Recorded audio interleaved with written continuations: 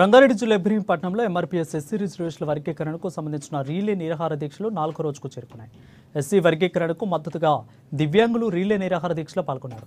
రంగారెడ్డి జిల్లా ఇబ్రహీంపట్నం మండల కేంద్రంలోని ఎంఆర్ఓ కార్యాలయ పరిసర ప్రాంతాల్లో ఎస్సీ రిజర్వేషన్ల వర్గీకరణకు తెలంగాణ అసెంబ్లీలో చట్టబద్ధత కల్పించే అంతవరకు కూడా గ్రూప్ 1, 2, 3 హాస్టల్ వెల్ఫేర్ రాష్ట్ర వికలాంగుల హక్కుల పోరాట సమితి అధ్యక్షులు కాల జంగయ్య, ఎంఆర్పీఎస్ రాష్ట్ర నాయకులు వీర్లపల్లి బాబు తెలిపారు.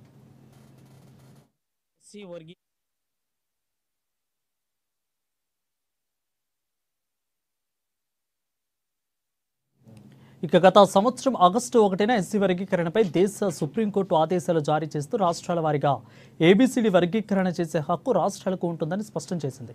గత అసెంబ్లీ సమావేశాలలో తెలంగాణ రాష్ట్ర ముఖ్యమంత్రి యనమల రేవంత్ రెడ్డి ఎస్సీ వర్గీకరణపై సుప్రీంకోర్టు ఆదేశాలకు కట్టుబడి ఉన్నామని తెలిపారని అన్నారు.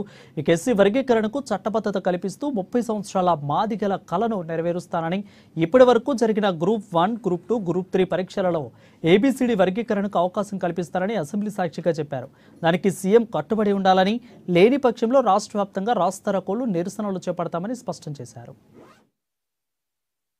మేము డిమాండ్ చేస్తున్నాం. గత 4 రోజులు ఎస్సీ వర్గీకరణ ఆగస్టు 1న సుప్రీంకోర్టే ఎస్సీ వర్గీకరణ చేసుకోవాలని అన్ని రాష్ట్రాలకు అనుమతి ఇవ్వడం జరిగింది. అందులో ఈ దేశంలోనే తెలంగాణలోనే తొలిగా నేను ఎస్సీ వర్గీకరణ తీసుకొస్తామని అసెంబ్లీలో చట్టాన్ని తీసుకొస్తానని మొట్టమొదటగా మరి తెలంగాణ ముఖ్యమంత్రి రేవంత్ రెడ్డి మాత్రమే తెలియడం జరిగింది. నిజంగా వాస్తవానికి ఎస్సీ వర్గీకరణ అంశం సుప్రీంకోర్టు ఇచ్చిన తర్వాత ఎస్సీ వర్గీకరణ చేస్తాం, ఎస్సీ వర్గీకరణ చట్టం చేసేంత వరకు ఎటువంటి ఉద్యోగాలలో నియామకాలు చేపట్టకుండా చేపడతామని చెప్పిన రేవంత్ రెడ్డి సర్కార్ ఎస్సీ వర్గీకరణకు చట్టబద్ధత కల్పించకుండా ఉద్యోగాలు వేయడం అనేది ఎంతవరకు సమంజసమని మేము డిమాండ్ చేస్తున్నాం. గత 4 రోజుల నుంచి ఎస్సీ వర్గీకరణ చట్టబద్ధత కల్పించిన తర్వాతనే ఉద్యోగాలలో నోటిఫికేషన్లు ఇవ్వాలనే ప్రధానమైన డిమాండ్ తోని ఈ రోజు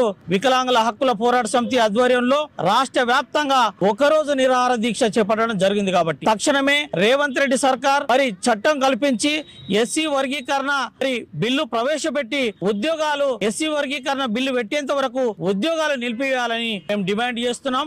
లేని పక్షంలో రేపటి నుంచి రోడ్డు రాస్తారోకో